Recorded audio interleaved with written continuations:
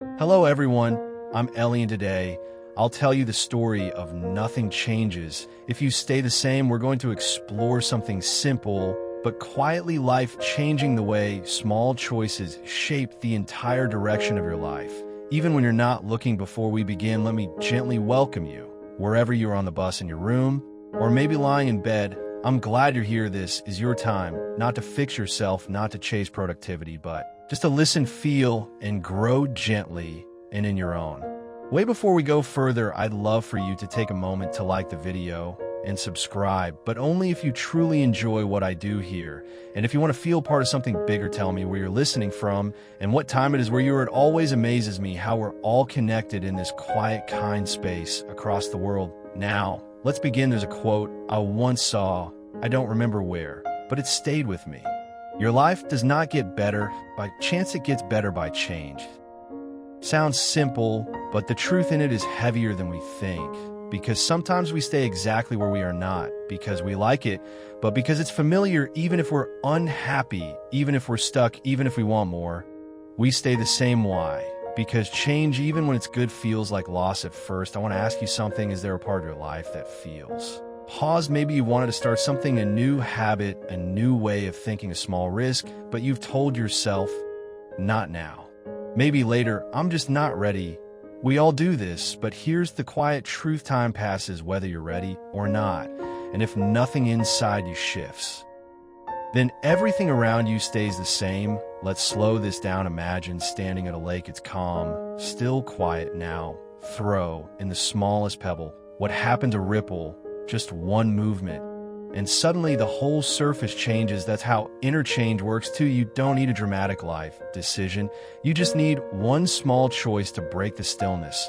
Maybe it's saying yes to something that scares you. Maybe it's finally saying no to what drains you. Maybe it's allowing yourself to be honest with yourself or with someone else. The ripple begins. And let me be clear, this is not about perfection. You're not behind, you're not failing. But if you're deeply honest, maybe you're also not moving, and that's where the pain sits, not in being broken, but in being motionless. You might be learning English right now and feel like you're not improving fast enough.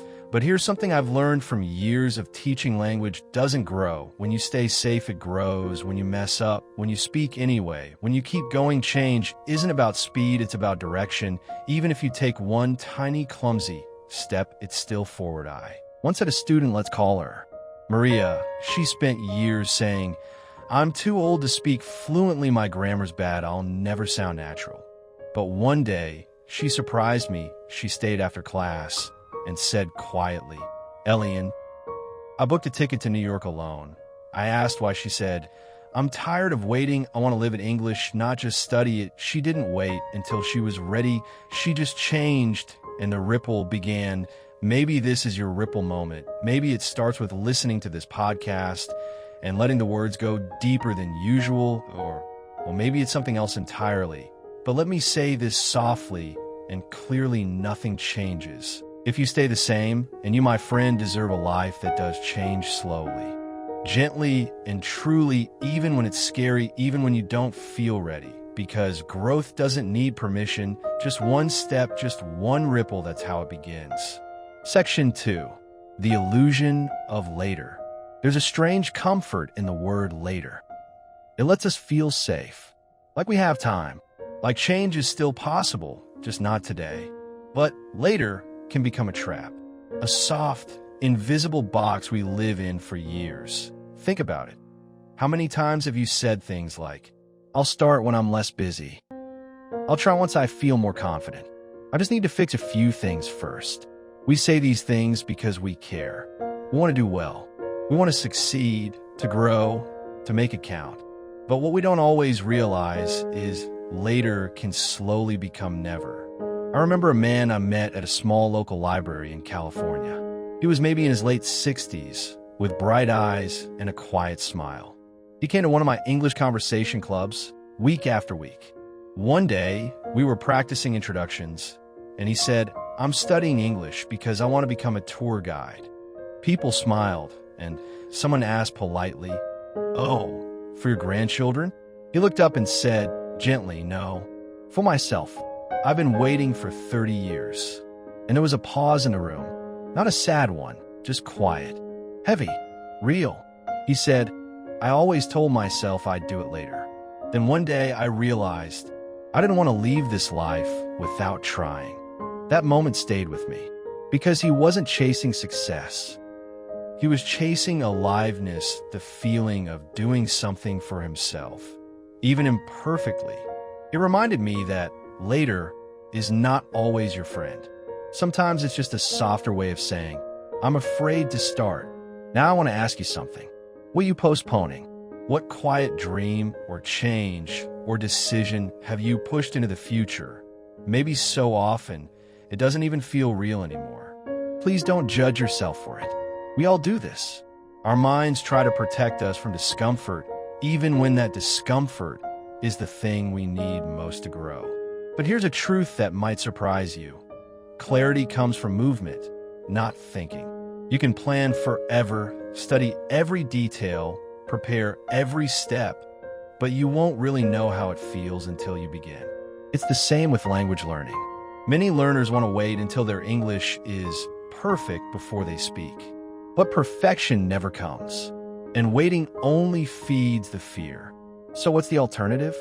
Start small. Say one sentence out loud today. Try one short journal entry. Speak one brave message to a friend or stranger. Don't wait until you're fluent. Use your imperfect words now. They are more than enough. We often think that change is a huge leap, but more often, it's like turning the wheel of a ship slowly, slightly, again and again, until one day you realize you're sailing in a completely different direction. That's what happens when we stop believing in later and start believing in now. I want to leave you with this thought. Today is always the right time to begin, not because you're ready, but because you're alive. You don't have to be fearless. You just have to be willing to try, to stumble, to start, even if it's small. That's how things begin to move. That's how you begin to change. Section 3. When staying safe stops feeling safe. There's a kind of safety that doesn't feel safe anymore. It's the kind that once brought comfort, but now brings restlessness. It's familiar, the job, the routine, the way you speak to yourself, but deep inside, you wonder, is this all there is? Let me say something clearly. There's nothing wrong with stability. We all need moments of stillness, routine, and recovery. But when safe becomes stuck, something begins to ache. Not loudly, not dramatically, but quietly, like a small voice asking, what if you were made for more than this? For a long time, I lived in this kind of safe. I had a steady teaching job. I knew the lessons. I knew the rhythm. Nothing was wrong, but something felt missing. Each day looked the same. And every evening, I'd go home and think, is this really where I want to stay? I wasn't unhappy, but I wasn't alive either. That's when I realized comfort can be dangerous when it becomes a hiding place. Maybe you felt that too. Maybe your safe is staying quiet, not speaking up. Maybe your safe is never trying so you never fail. Maybe it's waiting for a sign that never comes. Because deep down, you're afraid to choose yourself. And maybe, just maybe, the fear of change has become stronger than the desire to grow. Here's something I learned the hard way. You don't grow by avoiding fear. You grow by walking through it kindly and at your own pace. You don't need to quit everything. You don't need to break your life. But you do need to listen to that quiet discomfort. It's not trying to hurt you, but it's trying to guide you. This also shows up in how people learn English. Some students stay in the safe zone, always studying grammar, but never using it. They know every rule, but they're scared to speak. And I understand that fear. Speaking means making mistakes. It means being seen. But here's what I always say. Your English doesn't grow in the classroom.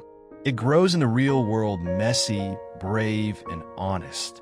You don't need perfect sentences. You need the courage to begin using the ones you already have. Maybe it's time to ask yourself, what part of your life feels too safe? What are you holding on to that no longer holds you? And if you let it go even a little, what might open up? You're not weak for choosing comfort, but you might be stronger than you think. Because if you made it this far, even while holding back, imagine how far you could go if you opened just a little more. I'm not asking you to run. Just walk, gently, even if you're afraid, even if your hands shake, because real safety isn't in avoiding risk, it's in trusting that you can handle what happens next, even if it's new. And trust me, you can handle it. Section 4. The day I almost gave up teaching. There was a moment, a real one, when I almost walked away from teaching for good. I don't talk about it often, not because I'm ashamed, but because it was raw and quiet. Not a dramatic goodbye, just a slow, sinking kind of doubt. It happened after one of those long, tiring days, the kind where nothing quite works. My students weren't connecting. The lesson felt flat. And worst of all, I felt invisible in my own classroom.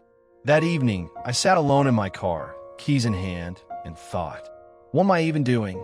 Maybe I'm not helping anyone anymore. Maybe I should stop. It was the kind of moment where the silence is louder than the noise. No one was watching. No one would have known if I gave up. And that's what made it so heavy. We all reach points like this. Moments when the thing we used to love starts to feel far away. When our efforts seem small. When we question everything. Not because we don't care, but because we care too much. I remember driving home that night in silence. No music, just my thoughts. And one sentence kept returning to me. Maybe this matters more than you think, especially now. It wasn't a voice. It wasn't magic. Just a thought.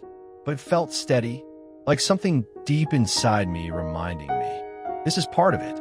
This discomfort, this tiredness, it means you're still in it. Still trying. Still showing up. And sometimes, that's more powerful than feeling confident. The next morning, I showed up to class again. Still unsure.